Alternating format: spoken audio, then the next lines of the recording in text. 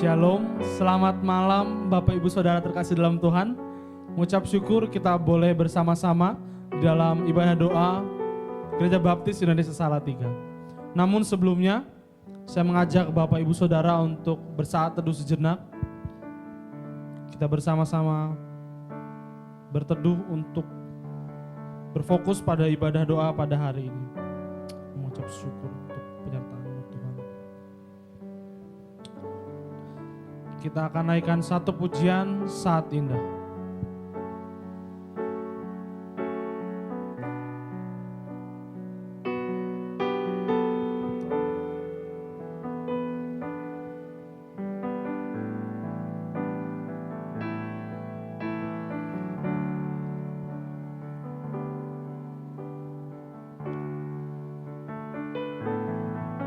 Saat indah ku berhadapan denganmu,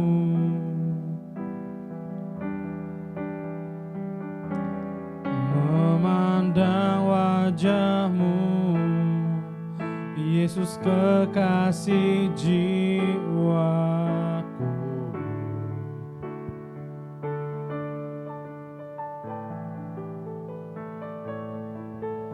Bawa daku erat dalam pelukanmu,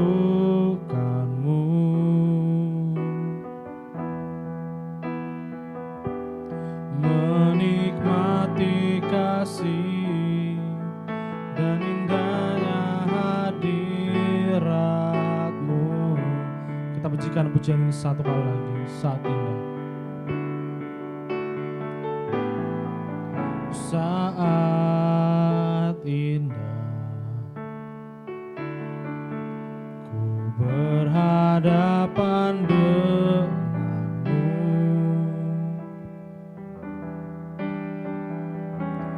memandang wajahmu, Yesus kekasih jiwaku.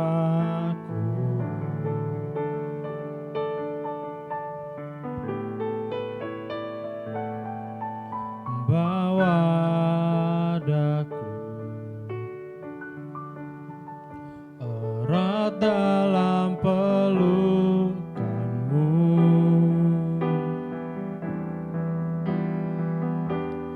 menikmati kasih dan indahnya hadiratmu.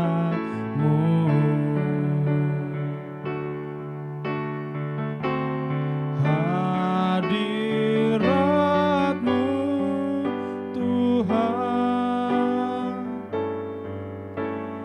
ku rasakan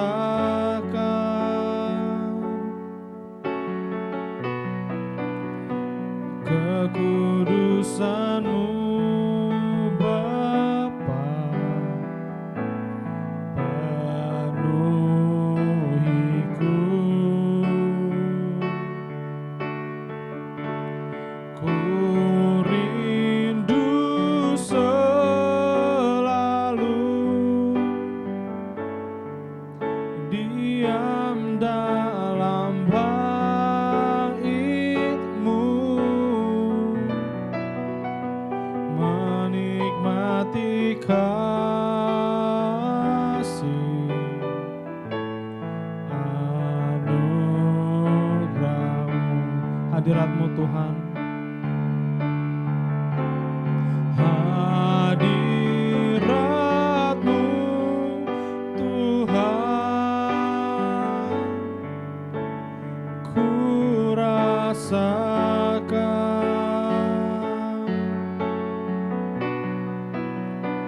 kekudusan-Mu Bapa, penuhiku.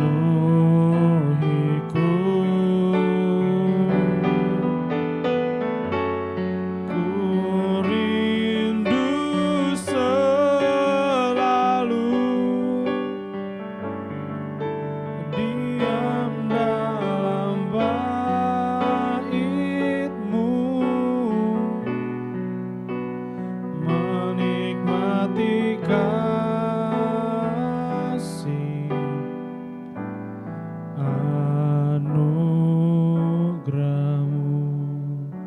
kita akan bersatu dalam doa. Kami mengucap syukur Tuhan karena hadirat-Mu selalu ada dalam kehidupan kami. Hadirat-Mu kami rasakan pada malam hari ini Tuhan. Kami bersyukur karena ibadah doa pada hari ini boleh tetap berjalan meskipun di tengah kondisi yang belum membaik.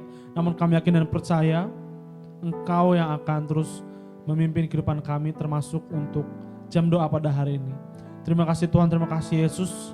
Kami menyerahkan semuanya ke dalam tangan pengasihan-Mu Tuhan kami Yesus Kristus yang ada dalam kerajaan surga. Kami berdoa, haleluya, amin. Masih bersuka cita Bapak Ibu Saudara terkasih dalam Tuhan, kita akan naikkan satu pujian dari NP 271. Ingat akan nama Yesus.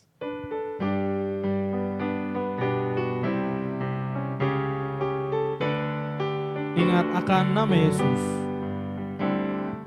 Ingat akan nama Yesus, kau yang susah tertekan. Nama itu menghiburkan dan memberi kesukaan. Indahlah, indahlah namanya, pengharapan dunia. Indahlah namanya, sukacita yang bakar. Ingat akan nama Yesus, bagai perisai yang teguh. Bila datang pencobaan, nama Yesus kau seru. Sungguh indah, sungguh indah nama Yesus, hati kita bergema. Bila kita disambutnya, sukacita pun besar. Indahlah namanya, pengharapan dunia. Indahlah namanya, sukacita yang bakar. Sujud dalam nama Yesus, kita akan menyembah dan menobatkannya Raja dalam surga selamanya. Indahlah, indahlah namanya, pengharapan dunia. Indahlah namanya, sukacita yang bakar. Indahlah namanya, pengharapan dunia. Indahlah namanya, sukacita yang bakar. Kita akan percaya ketika kita mengingat nama Yesus, ada sukacita dalam kehidupan kita. Amin. Sebelum kita mendengarkan renungan yang akan disampaikan oleh hambanya, Pendeta Muda Samuel Dwi Martono, kita akan menaikkan satu pujian dari NP 283, Indah Saat Berdoa.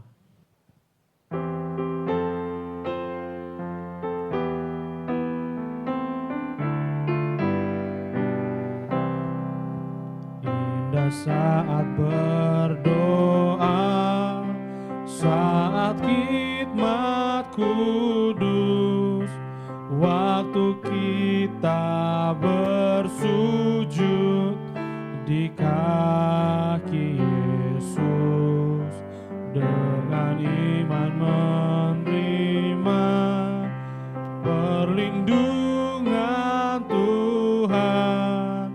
Jiwa jadi sentosa, jiwa jadi nyaman. Saat yang indah kini telah datang, jiwa jadi sentosa, jiwa jadi tenang.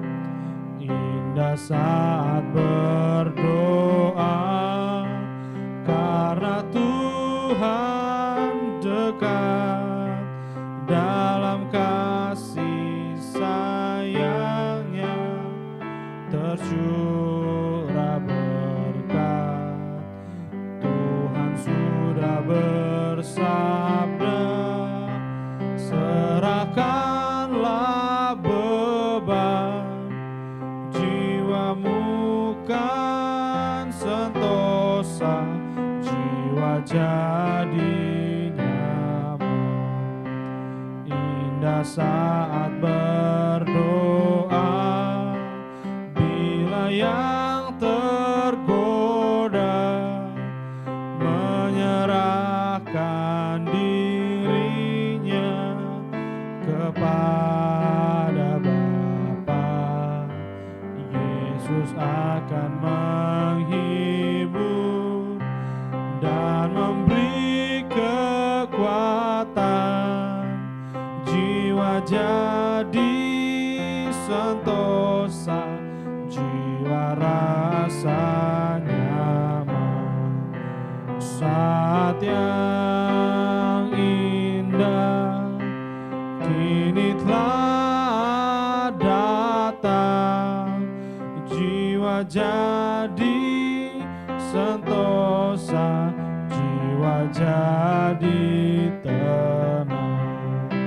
Saat yang indah kini telah datang, jiwa jadi sentosa, jiwa jadi tenang. Shalom, selamat malam Bapak Ibu dan Saudara yang terkasih di dalam Tuhan.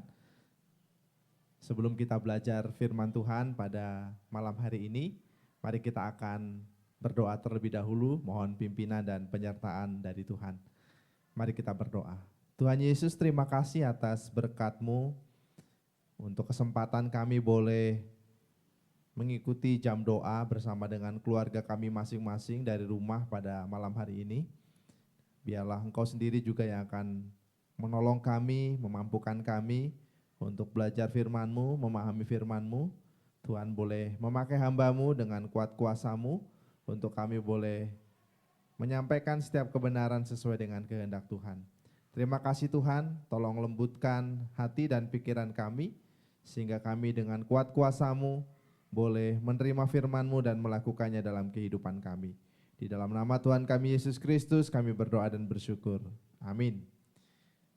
Baik Bapak Ibu dan Saudara yang terkasih di dalam Tuhan Yesus Kristus, pada malam hari ini saya mengajak Bapak Ibu untuk belajar bersama-sama dari kitab Ayub pasal yang ke-23. Saya mengajak Bapak Ibu untuk membaca ayat yang pertama sampai dengan ayat yang ke-12. Ayub 23, kita akan membaca ayat 1 sampai dengan ayat yang ke-12. Saya akan membacakan bagian firman Tuhan ini. Silakan Bapak Ibu boleh menyimak di dalam Alkitabnya masing-masing. Ayub ingin membela diri di hadapan Allah. Tetapi Ayub menjawab, sekarang ini keluh kesahku menjadi pemberontakan. Tangannya menekan aku sehingga aku mengaduh. Semoga aku tahu mendapatkan dia dan boleh datang ke tempat ia bersemayam. Maka akan kupaparkan perkaraku di hadapannya dan kupenuhi mulutku dengan kata-kata pembelaan. Maka aku akan mengetahui jawaban-jawaban yang diberikannya kepadaku dan aku akan mengerti apa yang difirmankannya kepadaku. Sudikah ia mengadakan perkara dengan aku dalam kemahakuasaannya? Tidak, ia akan menaruh perhatian kepadaku. Orang jujurlah yang akan membela diri di hadapannya, dan aku akan bebas dari hakimku untuk selama-lamanya. Sesungguhnya Kalau aku berjalan ke timur, ia tidak ada di sana, atau ke barat, tidak kudapati dia. Di utara ku cari dia, ia tidak tampak. Aku berpaling ke selatan, aku tidak melihat dia. Karena ia tahu jalan hidupku, seandainya ia menguji aku akan timbul seperti emas. Kakiku tetap mengikuti jejaknya, aku menuruti jalannya dan tidak menyimpang. Perintah dari bibirnya tidak kulanggar. Dalam sanubariku kusimpan ucapan mulutnya. Nah, Bapak Ibu, saudara yang terkasih di dalam Tuhan Yesus Kristus, kita tahu bagaimana kehidupan seorang Ayub. Di dalam Ayub pasal yang pertama dikatakan bahwa Ayub adalah seorang yang saleh, seorang yang jujur, seorang yang taat, seorang yang hidup takut akan Tuhan.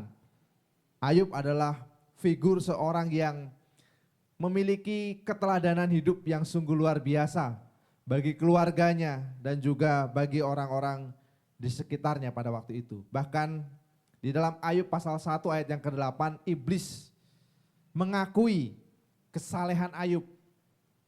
Iblis mengakui di hadapan Tuhan bahwa tidak ada seorang pun yang hidup saleh seperti yang Ayub kerjakan pada waktu itu. Nah, Bapak Ibu Saudara yang terkasih di dalam Tuhan Yesus Kristus, tetapi dimulai dari Ayub pasal 1 ayat yang ke-6 sampai dengan Ayub pasal yang kedua, kita bisa melihat bagaimana Ayub yang hidup dalam kesalehan dan ketaatan tidak bebas dari persoalan-persoalan kehidupan. Ayub bukan seorang yang bebas dari ujian iman. Kalau kita melihat kehidupan Ayub dimulai dari pasal pertama ayat yang ke-6 sampai dengan pasal yang kedua, kita bisa melihat bagaimana Ayub harus mengalami kehidupan yang tidak mudah pada waktu itu. Dia mengalami kehilangan harta bendanya. Dia kehilangan ternak-ternaknya yang cukup banyak. Dia kehilangan 10 anaknya dalam waktu 1 hari. Bahkan kita bisa melihat bagaimana Ayub juga harus kehilangan kesehatannya. Nah, saudara-saudara yang terkasih di dalam Tuhan Yesus Kristus, sebagai orang yang hidup dalam kesalehan, dalam ketaatan, tentu wajar kalau Ayub mempertanyakan keputusan Tuhan. Wajar kalau Ayub bertanya kepada Allah, ya, mengapa ia harus mengalami situasi hidup yang seperti yang ia alami pada waktu itu. Di dalam ayat yang kedua dikatakan di situ, mulai ayat yang ketiga saya akan bacakan dari Ayub pasal 23. Semoga aku tahu mendapatkan dia dan boleh datang ke tempat ia bersemayam, maka akan kupaparkan perkaraku di hadapannya dan kupenuhi mulutku dengan kata-kata pembelaan. Maka aku akan mengetahui jawaban-jawaban yang diberikannya kepadaku dan aku akan mengerti apa yang difirmankannya kepadaku. Jadi pada bagian ini kita melihat Ayub menyampaikan keluh kesahnya kepada Tuhan. Ayub bertanya tentang mengapa ia harus menghadapi situasi yang sulit di tengah-tengah kehidupan kesalehan yang sedang ia kerjakan di hadapan Tuhan. Nah, Bapak Ibu Saudara yang terkasih di dalam Tuhan Yesus Kristus, sama seperti yang dialami Ayub, kadang-kadang ketika kita menghadapi situasi yang sulit, ketika kita menghadapi tantangan di dalam kehidupan kita, kita juga mulai mempertanyakan apa maksud Tuhan di balik setiap peristiwa yang harus kita hadapi. Ketika kita mengalami sakit penyakit, ketika kita mengalami kehilangan, ketika kita mengalami penderitaan demi penderitaan, kita mulai bertanya kepada Tuhan, Tuhan mengapa ini terjadi di dalam kehidupanku? Tuhan mengapa Engkau mengizinkan situasi yang sulit terjadi di dalam kehidupan saya dan lain sebagainya. Pertanyaan-pertanyaan ini seringkali kita lontarkan kepada Tuhan. Kita tanyakan kepada Tuhan, kita ajukan kepada Tuhan. Nah, saudara-saudara yang terkasih di dalam Tuhan, memang tidak mudah untuk kita bisa memahami maksud Tuhan. Ya. Apalagi ketika kita berada dalam situasi yang sulit. Kita seringkali merasa bahwa Tuhan seolah-olah tidak peduli dengan apa yang kita alami. Kita seringkali merasa bahwa Tuhan seolah-olah tinggal diam ketika kita menghadapi berbagai-bagai pergumulan di dalam kehidupan kita. Bahkan kita tidak jarang menjadi kecewa, menjadi marah, putus asa ketika kita menghadapi situasi yang sulit di dalam kehidupan kita. Ya, kita kecewa kepada Tuhan, kita undur dari Tuhan, kita marah kepada Tuhan ketika kita menghadapi berbagai pergumulan di dalam kehidupan kita. Nah, di dalam ayat yang ke-8 ya, bahkan sampai dengan ayat yang ke-9 di situ kita melihat bagaimana Ayub mengajukan pertanyaan kepada Tuhan, tetapi di ayat yang ke-8 dan ke-9 di situ kita lihat, sesungguhnya kalau aku berjalan ke timur ia tidak ada di sana, atau ke barat tidak kudapati dia. Di utara ku cari dia, ia tidak tampak. Aku berpaling ke selatan, aku tidak melihat dia. Nah, saudara-saudara yang terkasih di dalam Tuhan Yesus Kristus, ketika Ayub berada di dalam penderitaan, ketika Ayub berada di dalam kesulitan, ketika Ayub berada di dalam situasi yang tidak mudah, bahkan sahabat-sahabatnya memojokkan Ayub, istrinya meminta Ayub untuk mengutuki Allah, Ayub tetap bertanya kepada Tuhan. Ya, tetapi di ayat yang ke-8 sampai dengan ayat yang ke-9 kita melihat usaha Ayub untuk mencari jawaban dari Tuhan, untuk mendapatkan jawaban dari Tuhan, tidak membuahkan hasil. Ya, Ayub pergi ke barat, Ayub pergi ke timur, Ayub pergi ke selatan, Ayub memalingkan wajahnya ke utara, tetapi dia belum menemukan jawaban. Nah, saudara-saudara yang terkasih di dalam Tuhan Yesus Kristus, tetapi kita bisa melihat bahwa di tengah kebimbangan Ayub, di tengah kegelisahan Ayub, di ayat yang ke-10 Ayub bisa mengatakan dengan tegas bahwa karena ia tahu jalan hidupku, seandainya ia menguji aku akan timbul seperti emas. Nah, saudara-saudara yang terkasih di dalam Tuhan, inilah yang dilakukan Ayub. Ayub menyatakan kepada kita bahwa ia tahu bahwa Tuhan sangat mengerti keadaan hidupnya. Meskipun pada waktu itu ia belum bisa memahami maksud Tuhan, meskipun pada waktu itu dia belum mendapatkan jawaban dari Tuhan atas setiap pergumulan hidup yang terjadi di dalam kehidupannya, Ayub mengakui di hadapan Tuhan bahwa Tuhan tahu jalan hidupnya. Tuhan mengerti jalan hidupnya. Oleh karena itu ketika Tuhan mengujinya, Ayub percaya bahwa ia akan timbul seperti emas. Inilah yang Ayub gambarkan kepada kita. Ayub menggambarkan kepada kita bahwa pengalaman dan ujian hidup yang sedang ia alami itu merupakan sebuah proses pemurnian yang Tuhan izinkan terjadi untuk kehidupannya. Ayub mengakui bahwa hidup ini penuh dengan misteri. Dia tidak tahu apa yang akan terjadi di kemudian hari melalui setiap peristiwa yang terjadi dalam kehidupannya. Tetapi Ayub beriman, percaya kepada Allah bahwa Tuhan berdaulat penuh atas kehidupannya. Inilah yang Ayub yakini di dalam kehidupannya. Sehingga sekalipun ia belum mendapatkan jawaban atas setiap pergumulan yang terjadi di dalam kehidupannya, Ayub tetap percaya bahwa ada rencana yang baik yang Tuhan siapkan, ada rencana yang indah yang Tuhan sedang kerjakan melalui setiap peristiwa, melalui setiap ujian, melalui setiap tantangan yang Ayub hadapi pada waktu itu. Itulah yang Ayub yakini di dalam Tuhan. Ayub percaya bahwa setiap peristiwa sulit yang dialaminya akan membuat ia timbul seperti emas. Nah, Bapak Ibu Saudara yang terkasih di dalam Tuhan Yesus Kristus, untuk bisa menghasilkan emas yang murni, emas yang baik, emas harus dibakar di dalam api dengan suhu yang cukup tinggi, sehingga hal-hal yang tidak mengandung emas seperti kayu, kotoran, batu dan lain sebagainya akan terpisah dan akan menghasilkan emas yang murni yang bernilai jual tinggi. Nah, itulah juga dengan kehidupan kita.